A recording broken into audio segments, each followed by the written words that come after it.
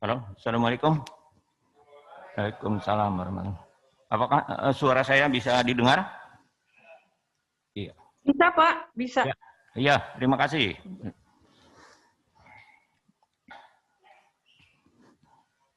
Baiklah, pada diklat yang hari kelima ini, atau untuk teori mungkin hari terakhir, saya ditugasi untuk membawakan untuk mempresentasikan mengenai masalah farmakokinetika radiofarmaka.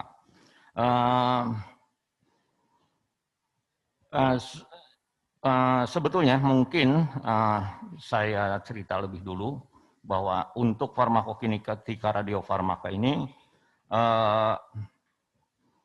saya tidak begitu menguasai, cuma saya akan berusaha untuk mencoba menerangkan setahu apa yang saya tahu, dan saya harap mungkin kalau ada pertanyaan ataupun misalnya saran, saya harapkan ya dikemukakan, dan kalau bisa akan langsung saya jawab, kalau tidak mungkin nanti akan saya coba cari jawabannya.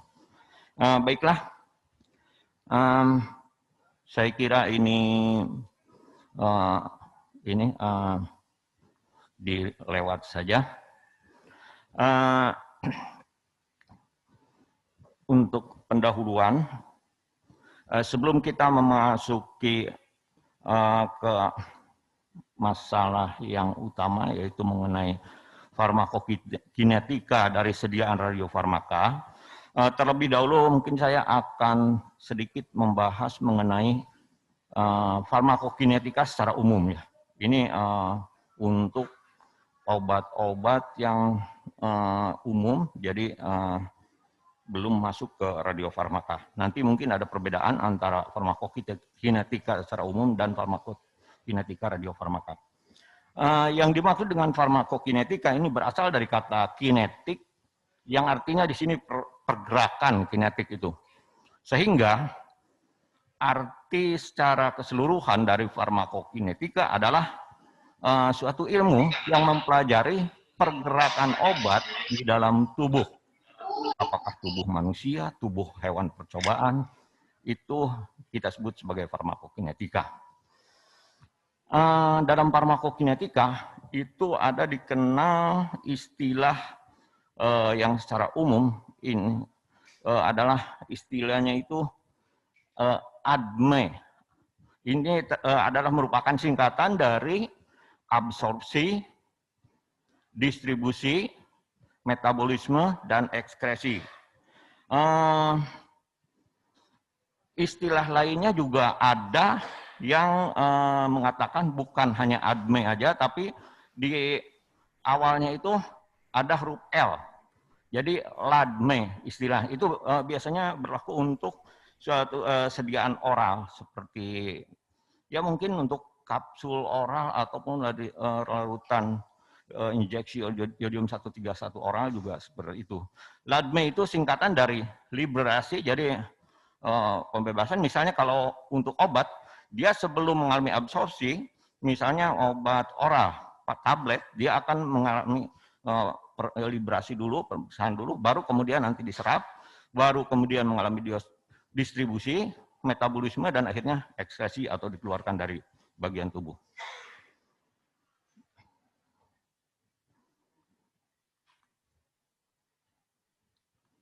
Kok nggak bisa ya?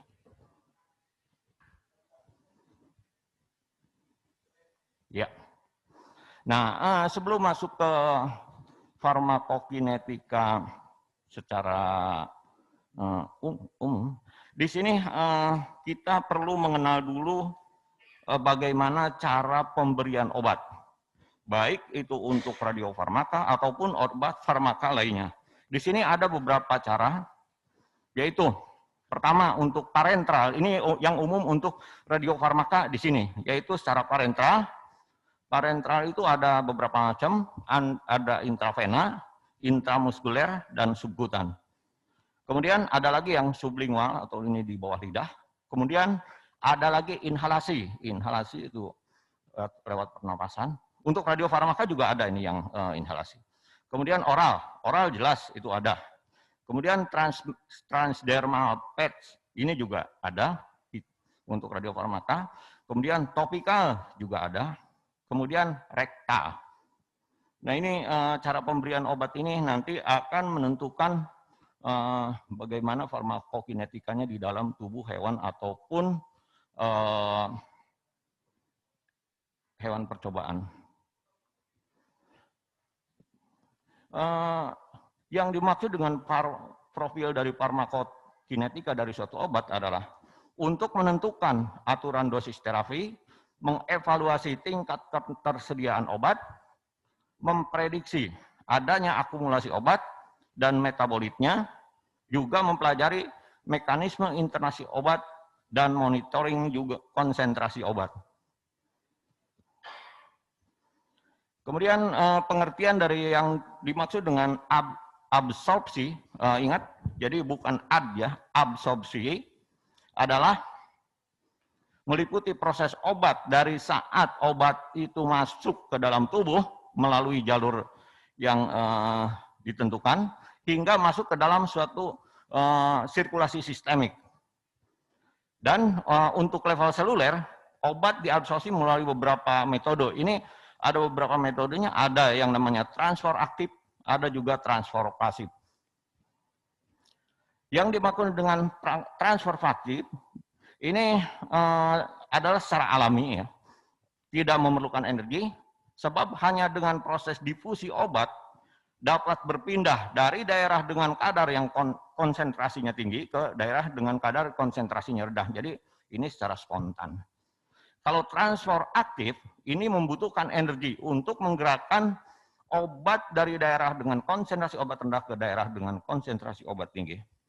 Ini dalam radiofarmaka juga ini ada. Nanti untuk selanjutnya mungkin ada contohnya. Kemudian distribusi. Yang dimaksud dengan distribusi adalah proses obat dihantarkan dari suatu sistem, dari sirkulasi sistemik ke jaringan dan cairan tubuh. Hal-hal yang mempengaruhi distribusi obat adalah mengenai faktor aliran darah, kemudian permeabilitas kapiler, dan ikatan protein. Mungkin perlu saya tegaskan di sini bahwa apa yang diterangkan di sini itu tidak akan terlalu mendetail karena ini kayaknya agak ngejelimet banget untuk farmakokinetik ini. Jadi mungkin nanti akan yang akan diterangkan sudah yang ada hubungan dengan radiofarmaka saja. Kemudian metabolisme. Metabolisme adalah proses tubuh merubah komposisi obat sehingga menjadi lebih larut air untuk dapat dibuang keluar tubuh. Tempat metabolisme yang terjadi itu adalah di hepar atau hati, kemudian di ginjal, dan juga pada membran usus. Sehingga nanti pada ekskresi, ini artinya eliminasi atau pembuangan obat dari tubuh, ini pada umumnya untuk sediaan radiofarmaka, sebagian obat dibuang melalui ginjal dan urin. Tempat ekskresi yang lainnya itu jarang sekali terjadi, misalnya melalui paru-paru, kemudian kelenjar eksokrin, misalnya melalui keringat, ludah ataupun payudara, dan yang lainnya juga kulit. Ini jarang terjadi, tapi yang sebagian besar, terutama untuk sediaan radiofarmaka adalah melalui ginjal dan urin.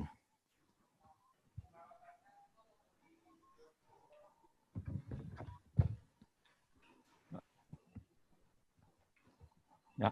Untuk pengujian in vivo kadang diuji urin dan feses. Nah, apakah memang mungkin masuk ke feses jaringan pencernaan seperti itu? Ya, ya memang salah satu tempat pengeluaran itu bukan hanya urin aja, feses juga. Ini. Jadi mungkin saja tidak seluruhnya keluar lewat urin, bisa aja lewat feses.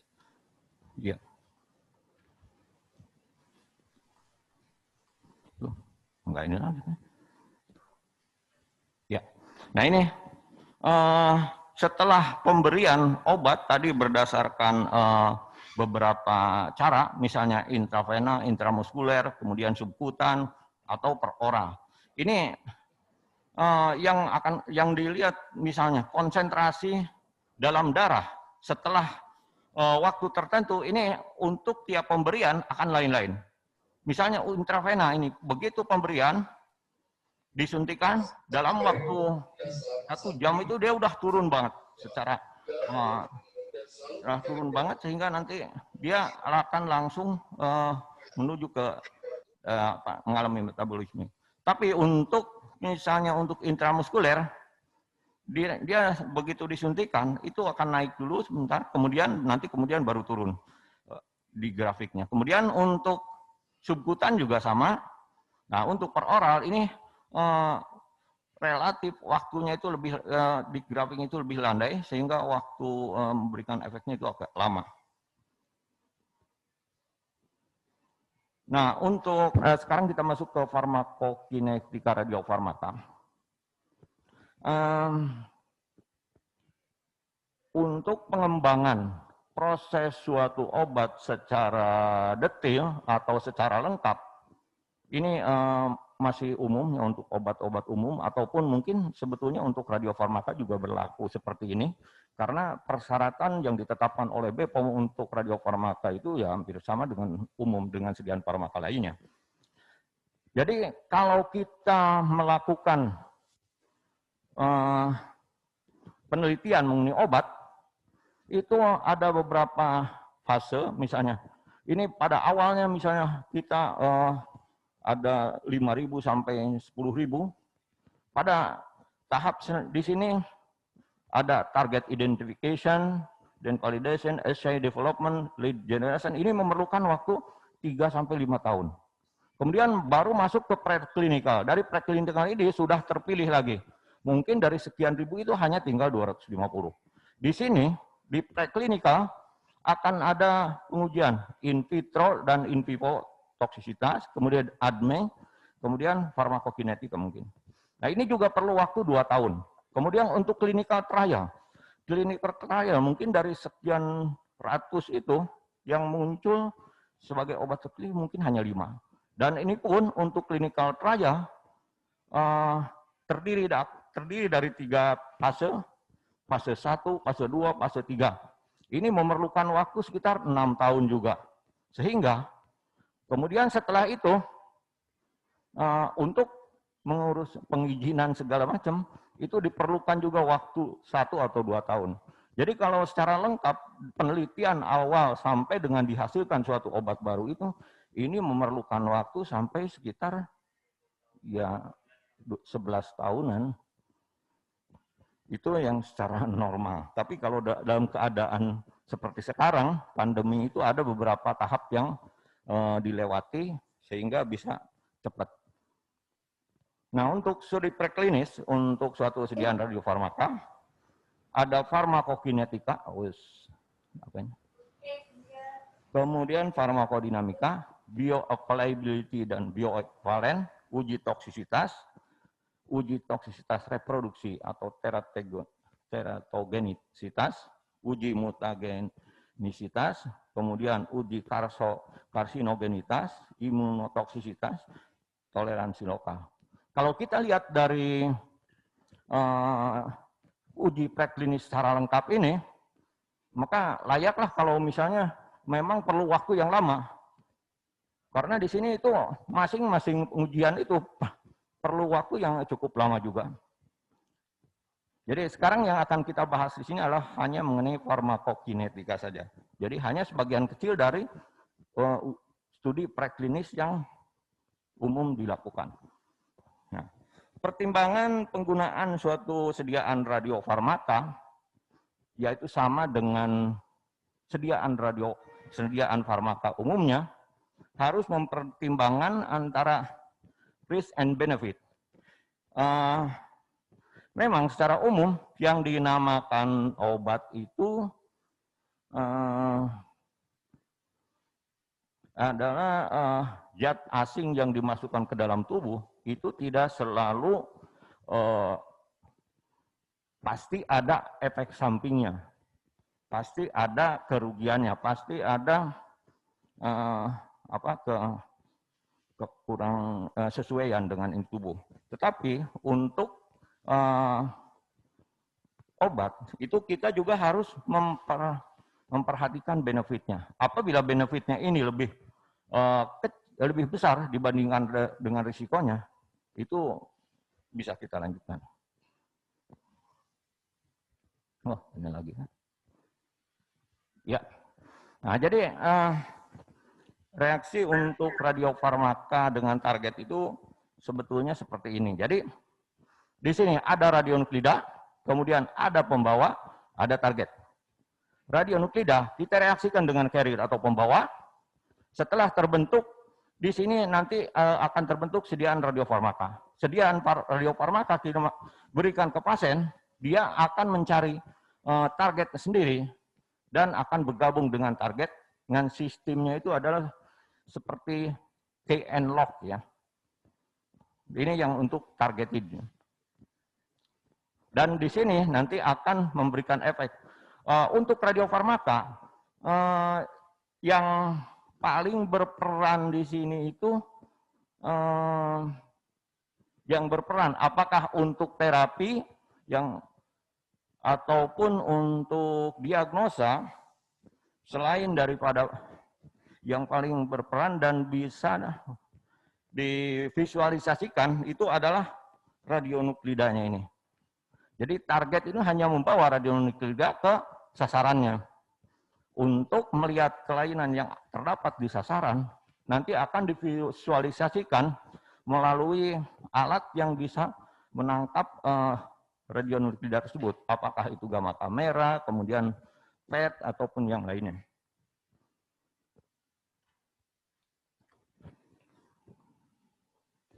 Nah, untuk radiofarmaka itu biasanya ya seperti yang barusan ditayangkan, itu terdiri dari dua macam, yaitu senyawa ligan sebagai pembawa dan radionuklida di sini yang akan memberikan sinyal pada kamera gamma atau sehingga terbentuknya pencitraan. Ini untuk radionuklida. Kemudian ligan berfungsi untuk membawa, adalah kendaraan yang membawa radionuklida ke organ atau jaringan yang dituju untuk memperoleh percitraan. Ini untuk radiofarmaka diagnosa. Untuk radiofarmaka terapi sama juga, yaitu terdiri dari radionuklida dan senyawa ligan. Fungsinya juga sama. Radionuklida ini tapi ada perbedaannya mungkin dari radionuklidanya.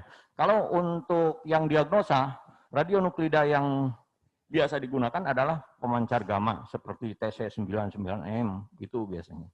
Tapi untuk radiofarmakaterapi, radionuklida yang digunakan adalah pemancar beta atau alfa yang dapat memberikan dosis radiasi tinggi ke target organ sehingga nanti misalnya kanker yang kalau di sini sebagai target akan rusak karena pancaran dari sinar beta atau alfa yang dibawa oleh carrier tersebut, yaitu ligan yang juga ini sebagai pembawa ke organ atau jaringan yang dituju. Radiofarmaka harus terakumulasi pada organ sasaran sebanyak mungkin dan pada organ lainnya sekecil mungkin sehingga dapat memperkecil paparan radiasi di tempat yang tidak diharapkan. Ini yang tadi saya maksud, benefitnya lebih besar dibandingkan daripada risikonya.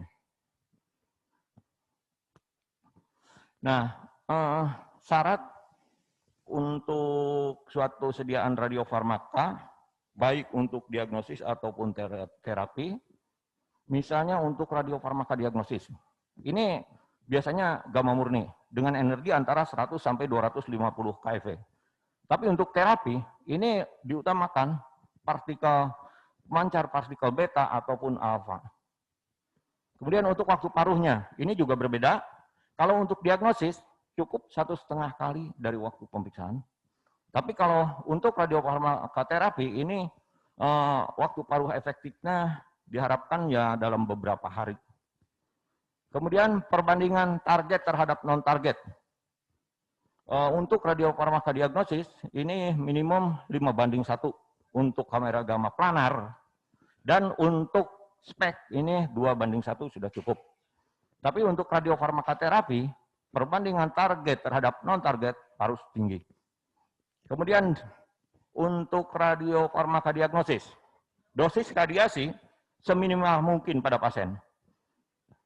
Untuk radiofarmakaterapi juga sama. Ini untuk menghindari faktor risiko yang lebih berat atau dibandingkan dengan benefitnya.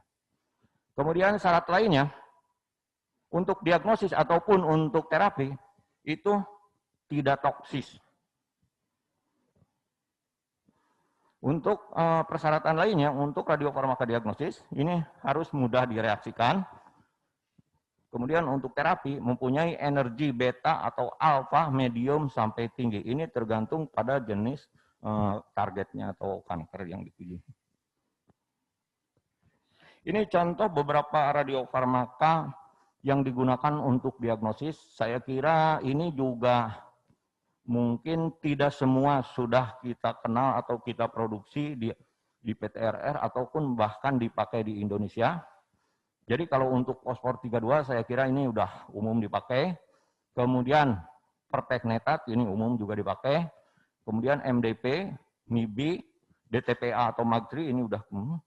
Untuk krom ETA ini saya belum tahu, mungkin sudah ada yang pakai juga. DMSA juga ini kayaknya sudah dipakai. Teknegas ini kayaknya belum pernah ya dipakai ini. Jadi ini yang melalui paru-paru kalau nggak salah ya. Kemudian MAA ini sudah pernah dipakai dulu. Kalau sekarang kayaknya jarang rumah sakit yang menggunakan MAA ini.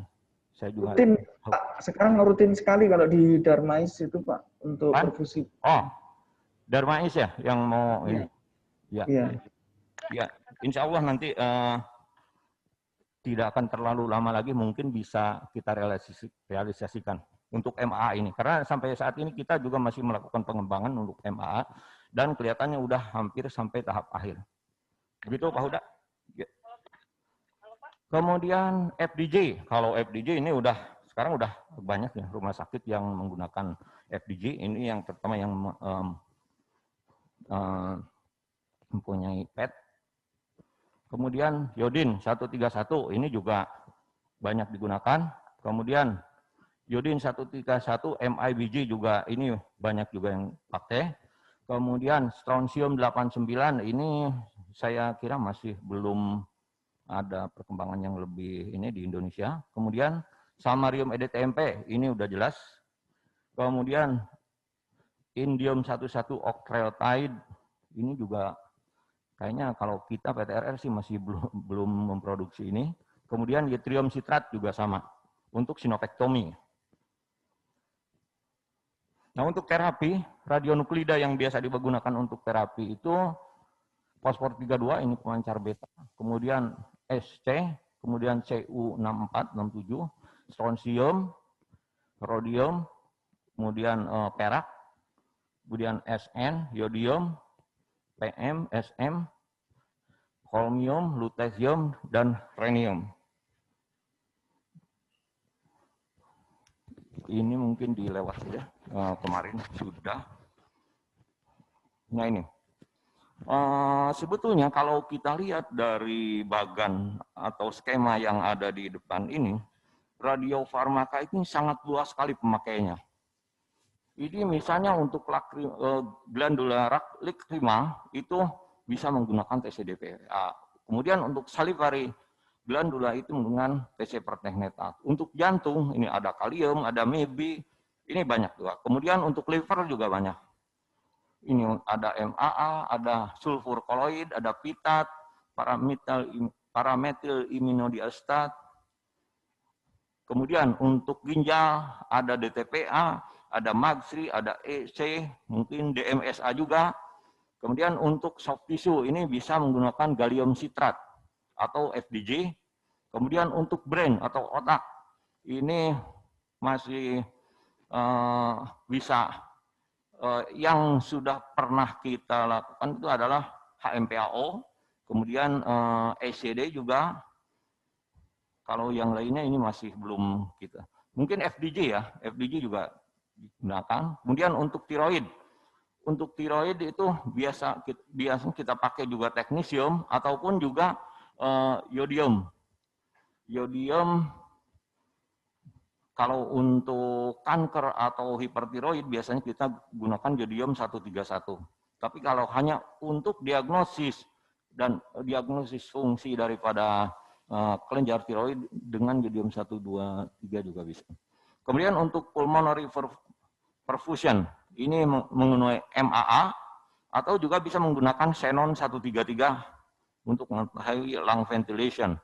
Untuk stomach ini menggunakan kobal atau 141 CE ini saya belum dapat ininya. Kemudian juga untuk intestine juga ini bisa menggunakan kalau yang dengan TC itu TC apa ini?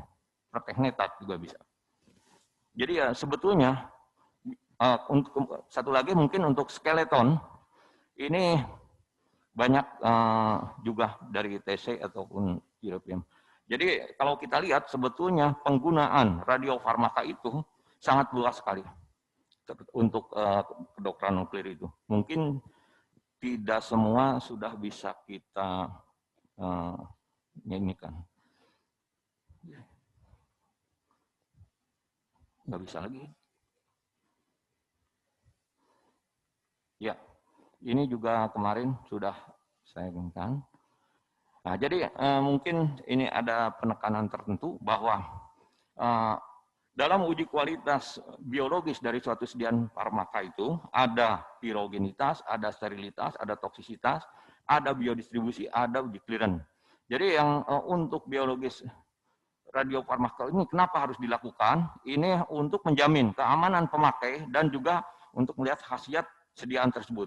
Tapi untuk yang akan dibahas di sini adalah mengenai uji yang ada hubungannya dengan farmakokinetika. Ini adalah mengenai uji biodistribusi dan uji clearance. Ini umum dilakukan di kita di PTRR. Nah, jadi secara umum farmakokinetika radiofarmaka ini sama dengan sediaan farmaka biasa, yaitu mengalami absorpsi, distribusi, metabolisme, dan juga ekskresi. Cuma masalahnya untuk sediaan radiofarmaka, mekanisme lokalisasinya tergantung pada prosesnya. Misalnya ada reaksi antigen antibody, ada physical trapping of particle, pengikatan pada reseptor, sirkulasi sel yang sengaja dirusak. Ini contohnya mungkin dulu itu ada yang leukosit ya, penadaan leukosit ataupun sel darah merah itu di luar tubuh kemudian disuntikan lagi dalam tubuh dipakai untuk kalau nggak salah blood pool imaging atau untuk melihat juga kalau leukosit itu untuk melihat infeksi kalau nggak salah. Dan pengangkutan spesifiknya. Mekanisme lokalisasi untuk radiofarmasi. Jadi ada yang namanya transfer aktif.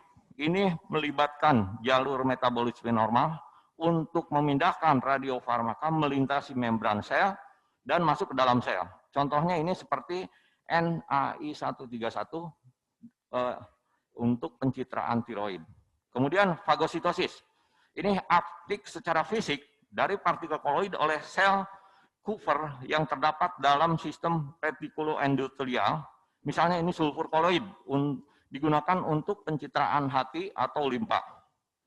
Kemudian ada juga yang mekanismenya melewati blokade kapiler.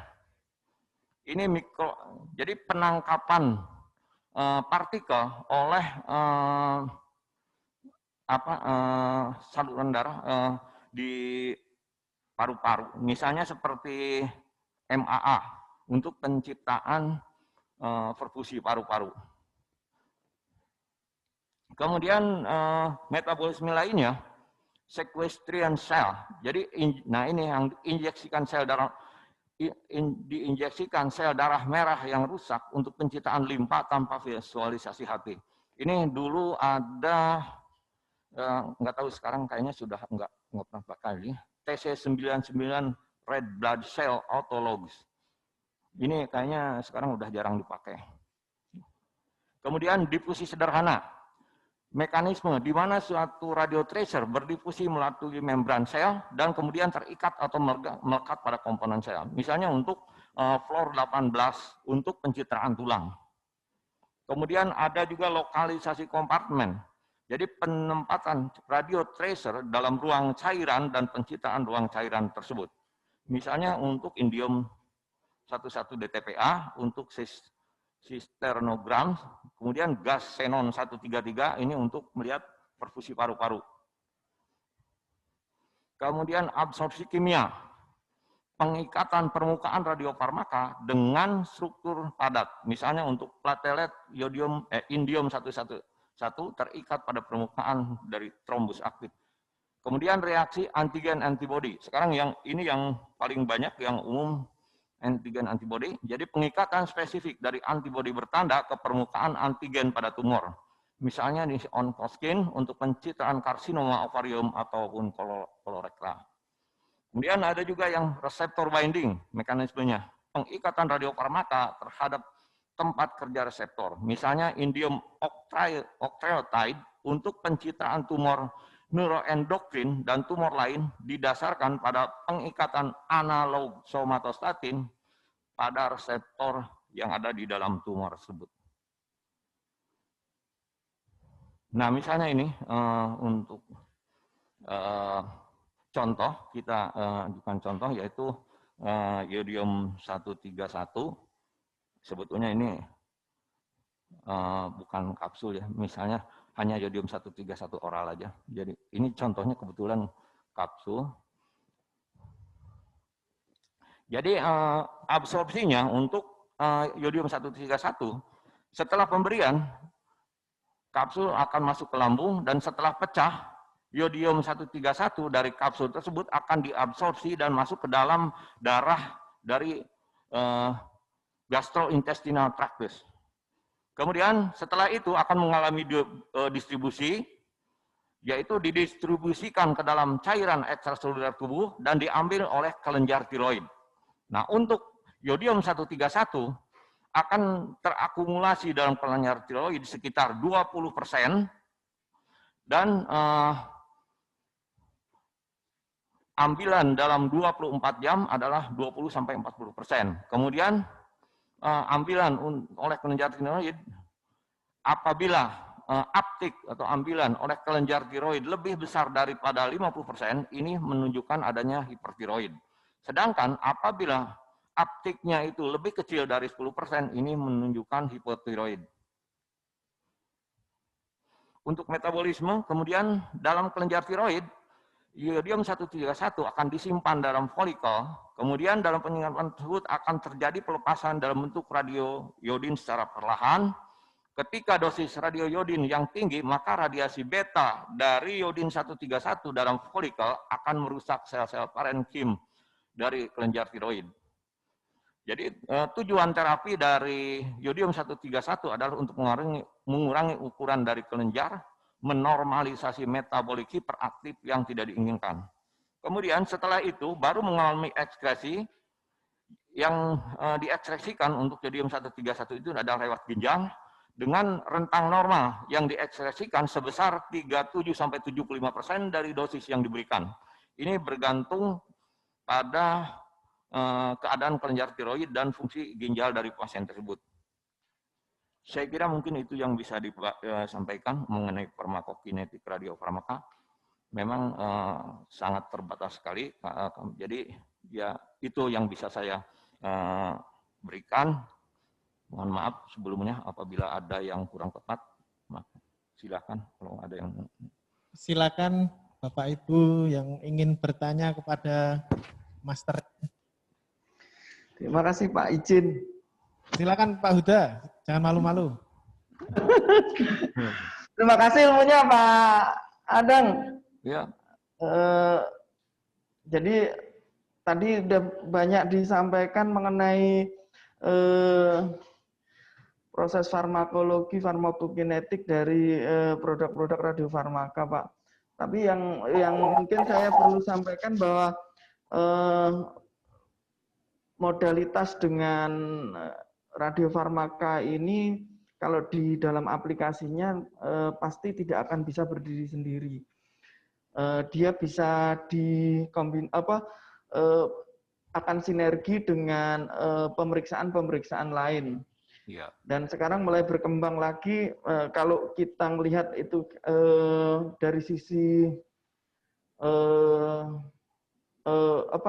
pencitraan itu biasa digabung dengan misalkan CT ataupun MRI ya. sehingga hasilnya lebih optimal untuk penggunaan pemanfaatan radiofarmaka ini. Yang saya tanyakan mungkin ini Pak terkait dengan samarium.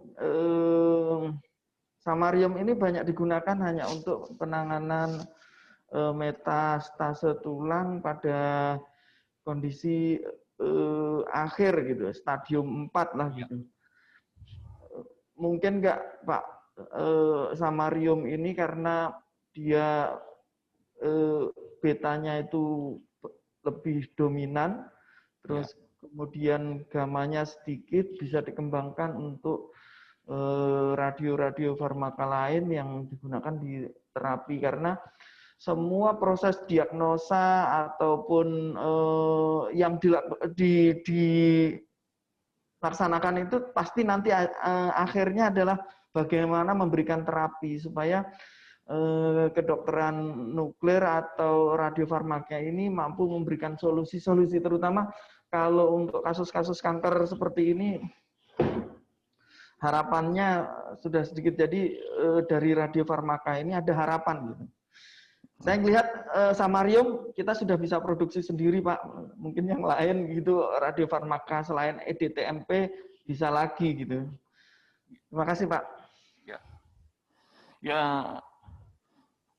memang untuk sementara ini kita baru mengembangkan samarium EDTMP itu untuk keperluan metastasis tulang ya. Untuk samariumnya sendiri ya sebetulnya kalau kita couple dengan ligan-ligan lain ya mungkin saja itu bisa dilakukan. Cuma memang sampai saat ini kita lebih fokus ke EDTMP dulu untuk yang untuk ligan-ligan lainnya itu belum kita pikirkan, tapi saya yakin itu bisa, masih bisa kita kembangkan lagi. Jadi mungkin itu aja yang bisa saya sampaikan Pak Huda. Iya Pak, mungkin ya. Berikutnya bisa join teman-teman di Batan untuk pengembangan itu Pak. Iya, ya insya Allah nanti kita akan pikirkan lebih lanjut untuk pengembangan samarium untuk tujuan lain selain dari hanya untuk metastasis tulang ya. Mungkin tidak dengan EDTMP tapi dengan ligan lainnya. Ya. Terima kasih Pak Huda. Ada lagi yang ingin bertanya?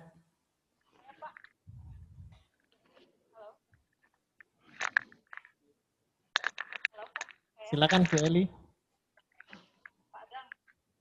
Waduh, suaranya belum kedengaran. Maaf, mikrofonnya boleh didekatkan sedikit. Wah, kurang juga. Bu Eli, mikrofonnya boleh didekatkan sedikit. Oh, Pak. Ya, udah. Ya.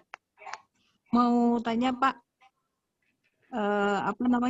untuk tadi kalau Pak Uda samarium ya?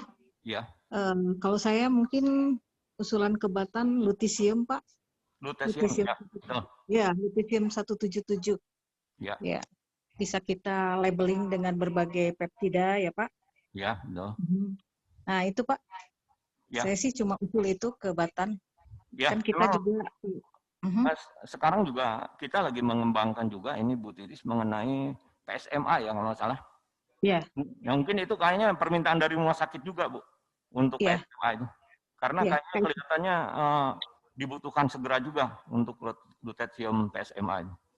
Iya, iya Pak. Barangkali kalau kita kalau bisa batan produksi lutetium 177-nya, kita bisa juga labeling di sini. Oh ya. Kalau Ya. untuk lutetium 177-nya ini kita sementara ini hanya bisa dengan aktivasi neutron saja dari Lu-176, baik yang alam ataupun yang enrich. Kalau dalam bentuk generator kita masih belum bisa. Iya, enggak dalam bentuk generator, Pak.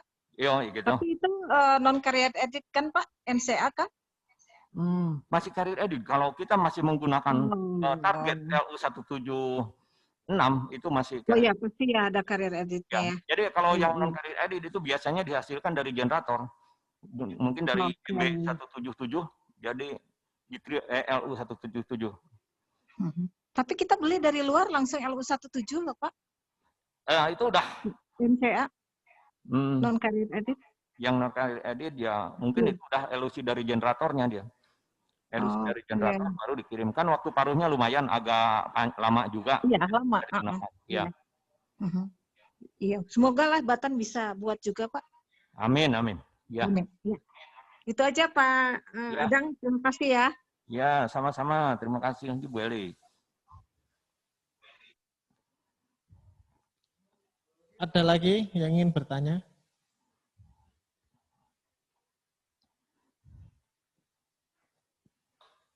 Kalau tidak ada kita belum sih. Oh iya, silakan Mbak Ratu. Waduh, suaranya Pak. Halo, iya. Ya, kanker tuh kan. Oh ya, jadi kita di rumah sakit kanker tuh banyak pasien-pasien yang butuh untuk tahu apa namanya infraskintigrafi, karena kan suka ada sumbatan di kelenjar getah bening. Nah, terus yang kedua tuh kita juga butuh piron. Jadi piron tuh dipakai untuk untuk muga, Pak. Soalnya kan banyak pasien kanker yang payudara gitu kasusnya. Terus pas mau dikasih obat-obat yang dia kardiotoksik itu kan harus diketahui Pak fungsi jantungnya gimana. Nah, kalau misalnya dia itu nggak teraba sama echo gitu, biasanya kita ganti pakai muga. Jadi tuh lumayan akan sangat bermanfaat untuk pasien yang terutama pasien kanker payudara ya gitu Pak. Jadi kalau boleh yang dua hal ini dikembangkan gitu Pak. Iya. Ya, insya Allah atas sarannya mungkin nanti akan kita perhatikan lebih lanjut. Mudah-mudahan kita bisa melakukannya. Terima kasih Bu Ratu. Muga. Ya. Muga ada. Cuma saya lupa. Isinya sepertinya hanya reduktor saja itu Pak sama vitamin C.